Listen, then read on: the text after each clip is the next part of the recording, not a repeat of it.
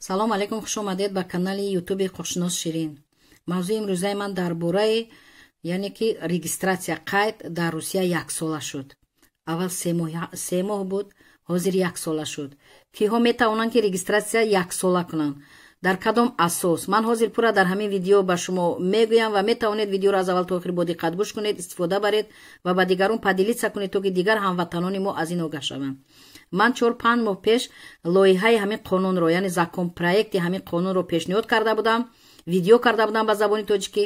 ана ҳамин законпроект, ҳамин лоиҳа 22 ноябр 2021 сол таҳти рақами 926 бо фармони МВД Россия, яъне вазорати корҳои дохилии Россия, яъне ки баррасӣ шуд ва ин 29 декабри 2021 сол ба қувваи қонунӣ медарояд. яъне ки нафаре ки шаҳрванди Русия аст, гражданство дорад ё ки вид на жительство дорад, ӯ имконият дорад хеш табори наздики худро дар Русия ба муҳлати 1 сол регистратсия кунад. инро бояд бидонед, ё гражданство дорад ё вид на жительство дорад, имконият дорад хеш табори наздики худро дар Русия ба муҳлати 1 сол регистратсия кунад. ғайри ин гуфтаниам ки нафарони савол додед чӣ гуна муроҷиат кунед, ба воситаи ариза муроҷиат мекунед.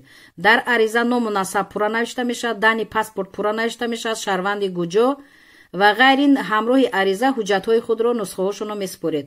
масалан касе вид на жительство дорад ё гражданство дорад, нусхаи ҳамон паспорт ё вид на жительство бо ҷои қайдаш ва ғайри ин ҳуҷҷатҳои хонаро гиред ҳатман, чунки мумкин нусхаҳои онҳо талаб карда шавад ки дар кадом хона кадом хешовандонро мисол регистратсия 1 сола мекунед. ғайри ин ҳамон хешовандони наздики шумо ҳуҷҷат дорад, ҳуҷҷатҳои он кас низ пешниҳод мешавад, чунки тасдиқ карда шавад ки вай хеш табори шумо аст, хешовандони наздики шумо аст. яъне ҳуҷҷатҳои худро пешниҳод мекунед ҳамроҳи ариза ва ариза муддати 3 рӯз санҷида анам хел решени бароварда мешавад. дар асоси ҳамон решени ва яъне иҷозати хатии онҳо ҳамон хешовандони шумо яъне дар қайд 1 сола монанда мешавад. барои ҳамин нафарони зиёд савол медоданд, фарзандони хурдсоли онҳо мактаб мераванд, боғча мераванд ва муддати 3 моҳ пас регистратсия мекунем, азоб аст.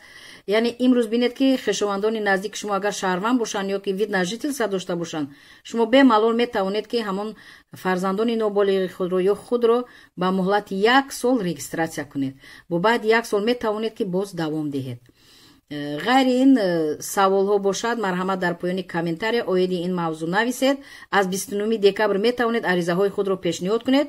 фақат рӯзҳои корӣ онҳоро месанҷанд, муддати 3 рӯз ба шумо ҷавоб медиҳанд.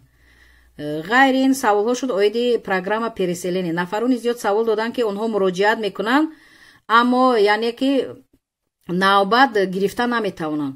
ман ба шумо боз мефаҳмонам, ман корманди сафорат ё консулгарии Русия нестам, ман ҳуқуқшинос ҳастам. ман фақат ба шумо видео карда пешниҳод кардам ба забони тоҷикӣ. сайтҳои асосии ҳамон сафорату консулгарии Русияро ба шумо пешниҳод кардам ва ҳатто телефонҳо, рақами телефонҳоро пешниҳод кардам. ба шумо пура ба забони тоҷикӣ фаҳмондам ки чӣ хел муроҷиат мекунед, чӣ хел навбат мегиред. агар он ҷо навбат нарасад, ин айби мо нест, ба сабабҳои техникӣ ҳам мешавад ва зиёд инсонҳо ба мо муроҷиат мекунанд ки онҳо муроҷиат карда, муроҷиати онҳо қабул шуд, онҳо дар навбат истодаанд. ва ғайри ин нафароне ки ба ман муроҷиат кардан савол доданд ки онҳо ҳуҷҷатҳои худро супоридан, онҳоро отказ кардан, баъди яъне 2 моҳ 2.5 моҳ ба онҳо яъне отказ рад шуд. сабабро пурсиданд.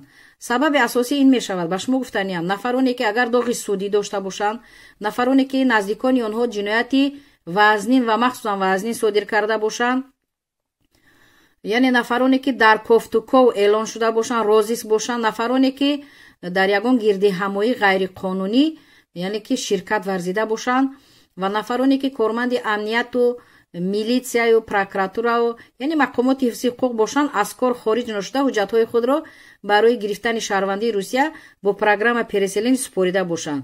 чунин яъне кормандони мақомотҳо автоматически ҳуҷҷатҳои онҳо отказ рад мешавад. ва ғайри ин саволҳо зиёд шуд. барои ҳамин бо ҳамин сабабҳо метавонанд ки отказ рад кунанд ва агар ки муддати 60 рӯз 90 рӯз ба шумо ҷавоби масалан аниқ надоданд ки шуморо иҷоза додан ба Русия омадан, агар 90 рӯз гузашт, аниқ донед ки шумо отказ рад шудаед. ва ғайри ин саволҳо дода шуд ки оё нафароне метавонанд ки масалан дар Русия яъне ки дар Русия метавонанд ки переселени ҳуҷҷат супоранд. ман дар ин бора видео кардам, нав видео кардам, пешниҳод кардам. метавонед ҳамон видеои манро бинед, чунки ман тамоми саволҳои шуморо дар комментария ютуб мехонам, аммо саволҳое ки такроран ҳастанд умуман ҷавоб намедиҳам. Сабаби ҷавоб надодан марҳамат, видеои пештараро бинед, худатон истифода баред. ба саволҳои такрорӣ ман ҷавоб намедиҳам, имконият надорам. фақат ба саволҳои нав ва қонунҳои нав, навигариҳои нав метавонам ки яъне ҷавоб диҳам бо забони тоҷики сода дар асоси қонун. мана барои ҳамон регистратсияи яксола ба саволҳои шумо ман ҷавоб додам. шумо метавонед ки бемалол аз 29 декабр аризаҳои худро ҳамроҳи ҳуҷҷатҳои худ ва хешони наздик супоред ва муддати 3 рӯз санҷида ба шумо иҷозат метиҳанд ва шумо регистратсияи яксола мекунед хешу таборҳои наздикро. дар амони худованд бошед. ягон саволҳо бошад, марҳамат, дар поёни видео дар ҳамин комментарияҳо нависед ва ман боз вақт шавад, агар имконият шавад, ба саволҳои шумо вақт ёфта ҷавоб, яъне ба воситаи анам хел видео ба шумо ҷавоб мегӯям. дар амони худованд бошед.